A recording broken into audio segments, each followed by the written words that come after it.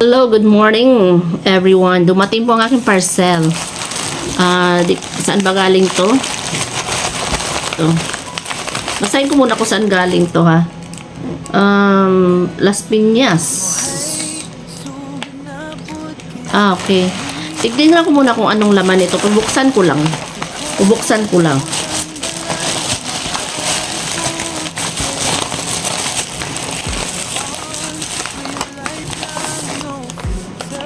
Okay. Alam ko to. Ito pala ang aking business ang dumating ngayon. Business. Kasi ganito siya. Anong ba to? Rason. Spicy dried mango ang dumating ngayon. Rason. Diba? Dumating siya. Ano bang kasunod nito? Ito pa to? Ilang peraso to? Marami to. Ilang peraso yan? Wait lang. Bibilangin ko lang ilan to dumating. 1, 2, 3, 4, 5, 6, 7, 8, 9, 10. Kompleto naman siya. Halina kayo, tatating tikman ang aking Razon Spicy Dried Mango. Mura lang to. Tikman mo nga mo. Gusto nyo tikman ko? Tikman mo nga, buksan mo. Sige, buksan ko to kasi titikman ko kung anong lasa niya. Tapos, bayaran to ng anak ko. Titikman ko talaga siya para malaman natin kung masarap ba siya. O basahin nyo, Razon. This is Razon Spicy Dried Mango. Okay, tikman ko to. Bayaran mo to ha. Mabayaran to ng anak ko. Binuksan ko na talaga. Titikman ko para ano natin. Wow, sarap ng bango naman. Ang bango. Ano ba yan, diba? Spicy, so super No, nga. Spicy kasi siya. Tingnan natin kung gaano siya kaanghang. Spicy, not tolerable.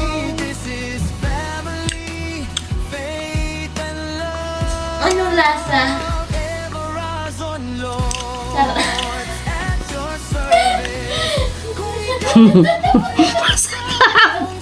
Masarap siya.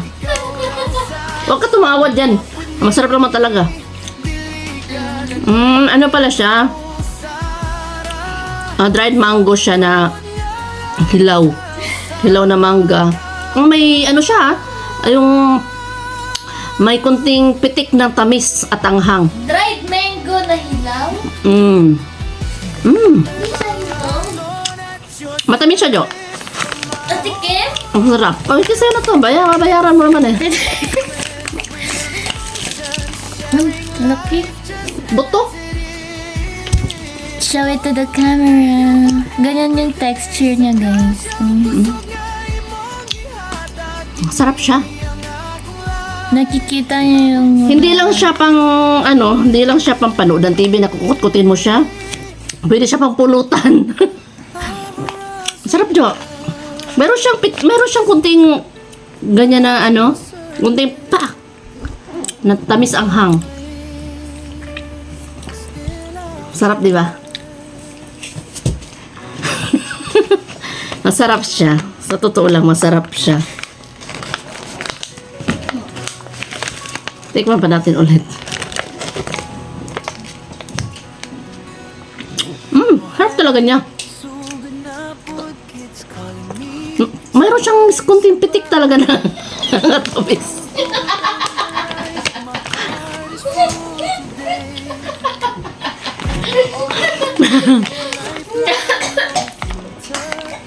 May sili. Bakit naubo dyan? Ang hang ay dried, spicy dried mango nga. Manghang. Hindi kasi siya mahilig sa manghang. Tawa kasi yung tsura niya, ang hanghang daw.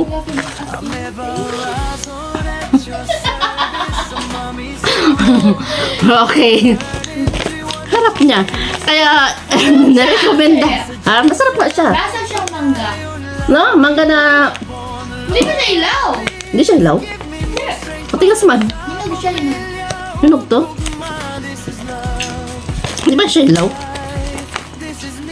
O, isa yun na to. Babayaran mo to eh.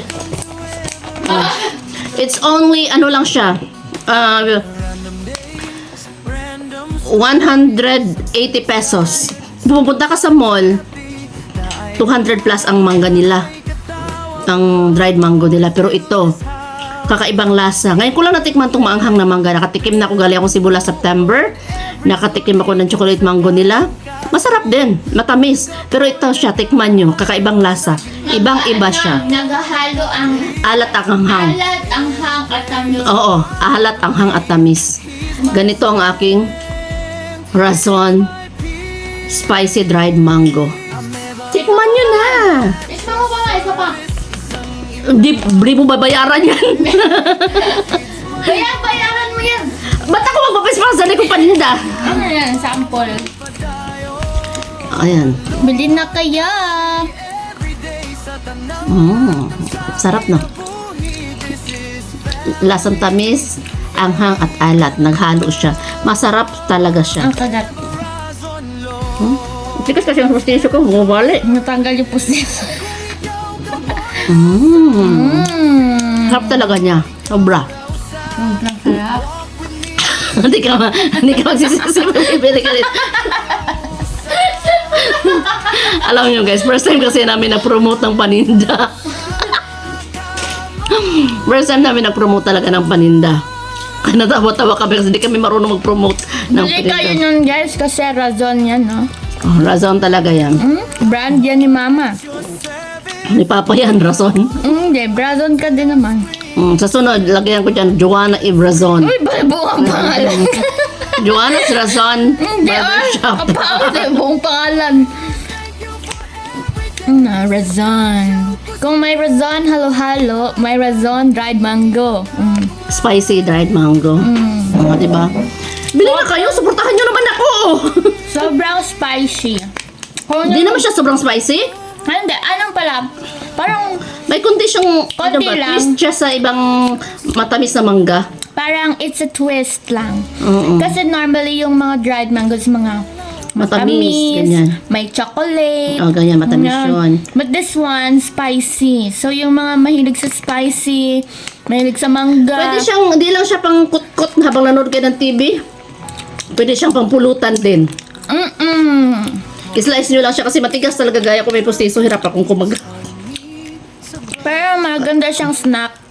Yung mga mahilig talaga sa mga mangga. Masarap. Bili na kayo guys.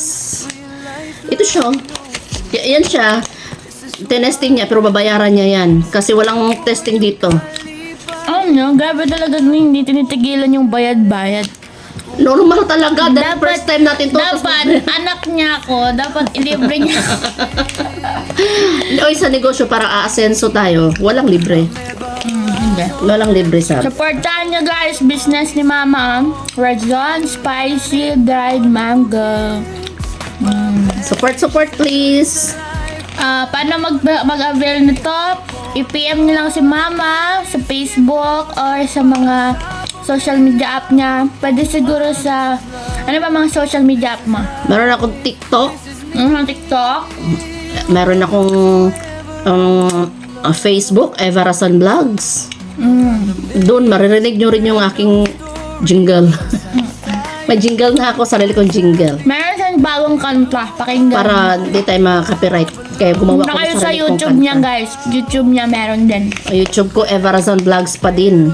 Yung mga music niya doon, hindi na siya galing sa iba. Kundi, May sarili na ako talaga. may sarili siyang kanta. Ilayo mo naman yan, nakita yun, hindi na tinakpan mo may mukha ko. Ay, nandiyan yung kabila yung mukha mo. O, diba? Maraming laman. Akala ko nga Bilangin mo dalawang yung laman. piraso. Kinain mo na. Paano pa bibilangin? Bilangin mo to. Buksan ko na naman. Wag. Nakailang kain ka na? Dalawa. 2, 1, 3. Meron pang 5. 5 ba yan? O 5. May 5 pa? So 8. 8 ang laman. Sa ganun kalalaki. Di na kayo lugi dito. 185 pesos. Bili na. Order na. Ito yung first ano namin. Kung magki-click siya ngayong linggo na to, dadagdagan ko to para para mapadala ko kung kahit saan-saan lang. First time kong nagsariling pangalan. First time to. Razon Spicy Dried Please Mango. support guys kasi baka last niya na to.